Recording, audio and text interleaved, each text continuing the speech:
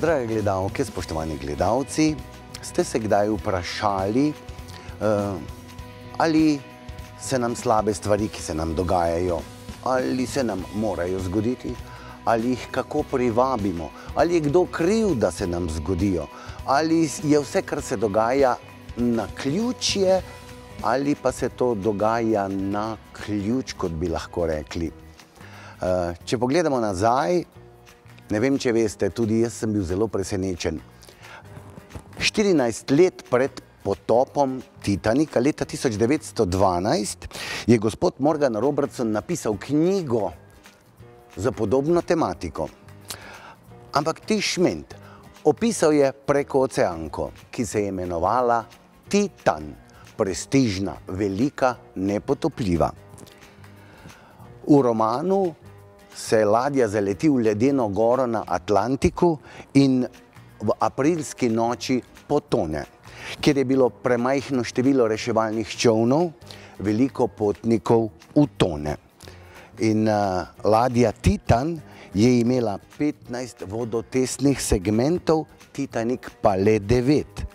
In poglejte si neverjetno podobnost zgodbe v romanu in dejansko, kaj se je ladji Titanik zgodilo. In tako da se včasih potem res sprašujemo, ali je vse naključje, ali smo kdaj izzvali kakšno nesrečo. Danes se bomo o tem pogovarjali z gospo Milko Lapajne, ki se upa da nam bo zdajle pridružila. Zakaj in kako? Kar naprej, gospa Milka. Dober dan. Dobrodošli, dobrodošli, gospa Milka. Izvolite. Hvala. Poln sem vprašanj, veste? Ja. Ja. Vas bom vprašal ravno zaradi tega,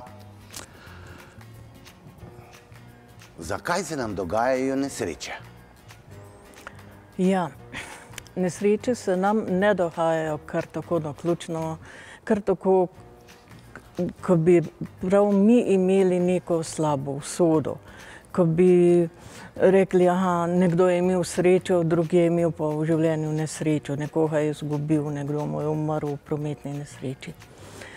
Tekom mnogih življenj, to se pravi karm, ki jih mi preživimo tukaj na zemlji, ko menjujemo vloge, tudi delujemo svojo lastno energijo, to se pravi na mentalnem nivoju, na čustvenem nivoju, tako kot delujemo tudi fizično. Skratka, celotno svojo energijo, zelo pomembno je, kako usmerjamo celotno svojo energijo. Kajti, ko recimo se usmerimo zdaj v tisti negativni del, ampak podobno deluje tudi pozitivni del. Če mi recimo samo 64 sekund usmerjamo svojo energijo recimo v jezo, se začne na neki energijski ravni, ki je nam sicer nevidna, združevati, zgoščevati v nek skupek, ki začne ustvarjati magnetizem in tako privlači dohodke. To pa sploh ne pomeni, da po 64 sekundah mi že ustvarimo neko nesrečo, absolutno ne, a ne. Zato, ker recimo, če bomo ves preostali del dneva mislili pozitivno, delovali dobro, svojo dobro platjo, svojo dobro energijo, bomo ustvarili toliko večjo maso pozitivne energije, ki nekako potem razgradi tisto negativno. Tukaj je zelo pomembno tudi recimo, kaj mi beremo, kaj mi poslušamo, kaj se usmerjamo. Kajti prav na tak način, recimo tudi če je nas samo strah, da se nekomu nekaj zgodi, da stalno govorimo, joj, da se ne bi zgodilo nekaj slabega. Včasih so rekli, ne kliči nesreče. Ali pa da mi samo beremo, govorimo v poročilah, joj, to je narobe, to je narobe, to je narobe, da smo stalno fokusirani, prav kličemo to. Na energijski ravni se pa to združuje in ko se približa neko drugo polje, ki je prav tako negativno, udari skupaj. Ustvarjamo praktično sami dogodke, ustvarjamo nek magnetizem, ki privlači življenjske situacije, v katerih smo. Zdaj pa, bolj ko smo pozitivni, boljše živimo. To se pravi, potem je pa še nadaljevanje. Ja. Vi se vidim, gledate to in o tem govorite kot nekdo, ki ve, zakaj gre, ki veste, kam nas vodijo naše poti. Lahko vi tudi pomagate komu, ki si sam ne zna in ne zmore in je pa, ne vem, kot bi sam rekel, magnet za nesreče. Se da človeku pomagati? Ja, prva stvar je mogoče dobro povedati, kako si pomaga sam. To se pravi, poznamo že zelo dobro zakon privlačnosti, pozitivne misli, pozitivne čustvovanje, vse to ja, ampak je pa zelo pomemben tudi dober karakter. To se pravi, da človek, vsak recimo zase pravi, jaz sem v sebi dober. Jaz sem dober, samo ko pa pride v neko konfliktno situacijo, se pa ne vpraša, zakaj se meni to dogaja, ampak začne negativno, lahko se v to prime in začne negativno delovati, recimo jezno je, spet zbira to energijo. Namesto, da bi se takrat ustavil, to situacijo predelal, kar je mogoče v današnjem tempu življenja malce težko, samo potem, ko nas pa nekaj zares ustavi, takrat pa najdemo tisti trenutek za razmislek. Včasih je dovolj samo trenutek. Recimo tudi, ko se zgodijo neke nesreče,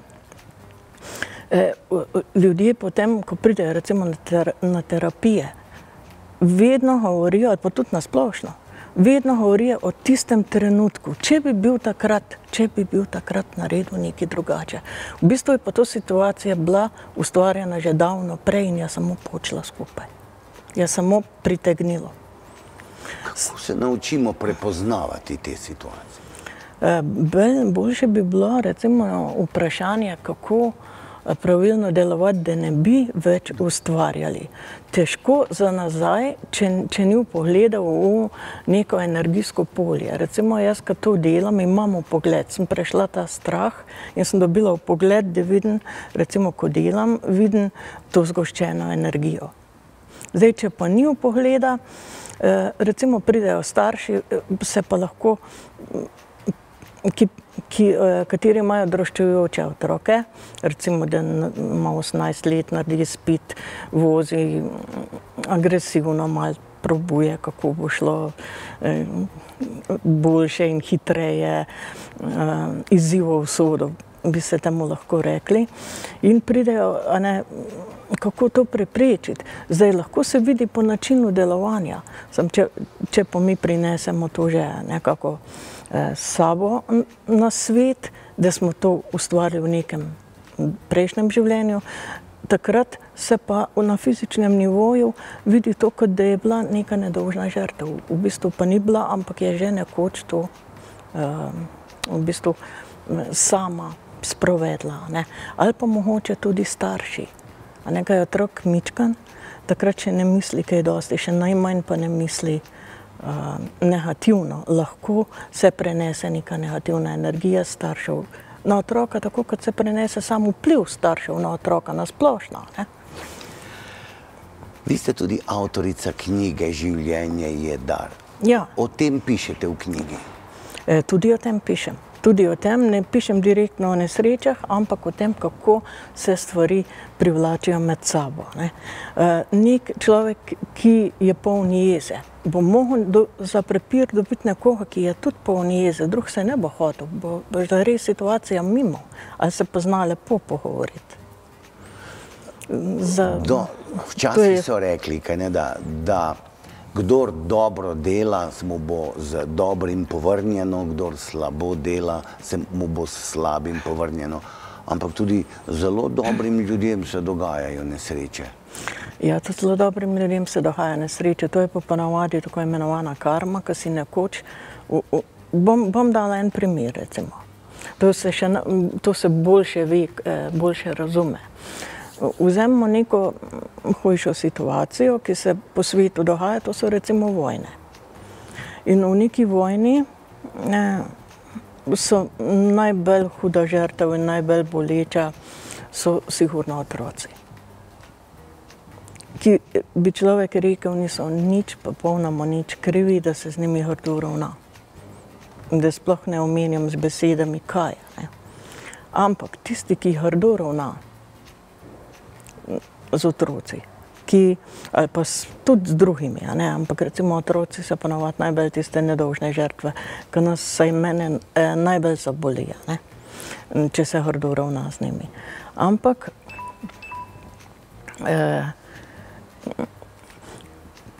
ko nekdo to naredi, takrat na energijskem polju se zgosti tista negativna energija. In v drugem življenju bo sam starš podobnih situacij, recimo otrokom, ko bojo grdo delali z njimi. In ti otroci so bili vključeni prej v neka taka dejanja, da potem se vrne podobna situacija. Ni toliko nedolžno, ampak zgleda nedolžno, je pa zelo hudo. Ne? Ali lahko začutimo, da nismo na pravi poti? Se lahko zaščitimo, lahko sami kaj spremenimo? Veste, kako je? Človek ponavadi dobro ve, kdaj dela prav, pa kdaj dela narobe. Samo kako se potem ubraniti nekim vzorcem, nekim pritiskom, kako se prečistiti, da prideš ven iz tega, da nisi pod vplivom recimo drugih. Da nisi pod vplivom tudi vzorcev drugih, da se ne pustiš, da tudi sam prečistiš te vzorce, negativne, recimo jezo, strah, potem se to več ne dogaja. To se pravi, tudi dober karakter pomeni to, da se prav zavežeš, da delaš sam dobro in se sproti prečistiš in potem začneš privlačiti pozitivne ljudi, pozitivne situacije. To se pravi, ko gre tisto dobro naprej. To, kar ste mi zdaj povedali, mi je zelo zanimivo. Menda izkušnja, tudi vaša, kako je vse to skupaj pomembno za človekovo duševno zdravje. Menda na Zahodu zdravniki, ko prideš k zdravniku bolan, najprej pogleda tvoje duševno zdravje, šele potem se posveti bolezni. Na Vzhodu. Pri nas ni še tega. Ja, pri nas, ko prideš k zdravniku, je lepo obravnava na fizični ravni, torej kaj te boli, potem razni specialisti zdravila, pač vse potrebno, vse pozitivno o njih tudi. Ampak enkrat, ko sem potovala po Indiji in obiskovali smo tudi številna svetišča, to lahko povem to zgodbo, smo imeli priložnost obiskati zdravnika. Malo sem bila skeptična, to je pač nekje drugje, kako bo v teh lahko dobrih ali pa slabih razmerah. In sem šla v čakalnico in ljudje, ki so hodili ven, so imeli nekakšen izraz na obrazu, tazga, vam rekla, to so bili ljudje, ko smo šla v skupino, so bili tako, kaj jaz vem, mogoče bi rekla presenečenje, videlo se je, rekli so, da je v redu. In jaz grem noter, bil je zdravnik star tam okrog 75 let, dal dela potem prostovoljno ti upokojeni zdravniki. Bilo je podobno na začetku, kot je pri nas, kako se počutiš, katere bolezni si preživel, kako se zdaj počutiš, ko si pač prišel v drug kraj.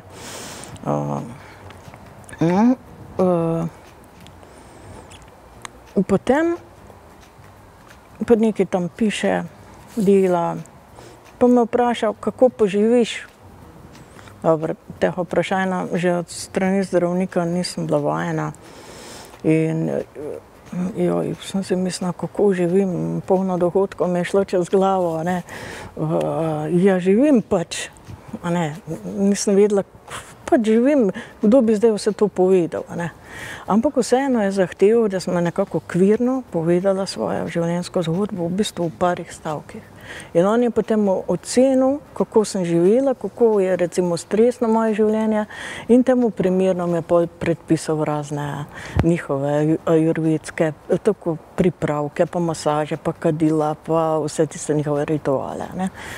Milka, pomagate ljudem, svetujete ljudem in menda vidim, da imate en prekrasen obesek in ljudje menda nosijo vaše obeske.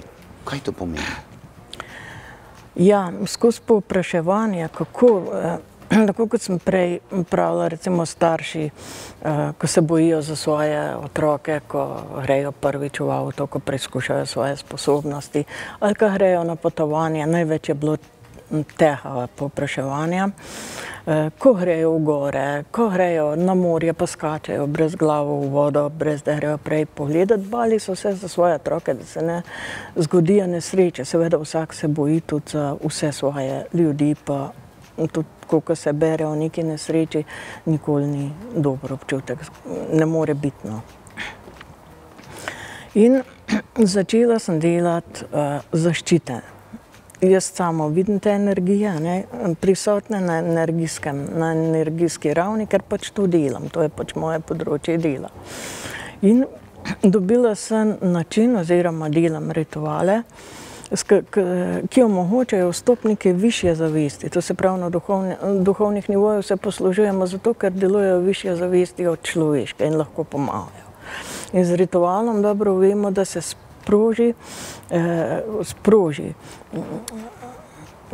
naredi nek magnetizem, da se prikliče neko višjo zavest, neko svetlobo, ki lahko v danem trenutku razgradi to energijo in prepreči nesrečo. To se pravi, vstopi tisti trenutek in razbije te negativne energije.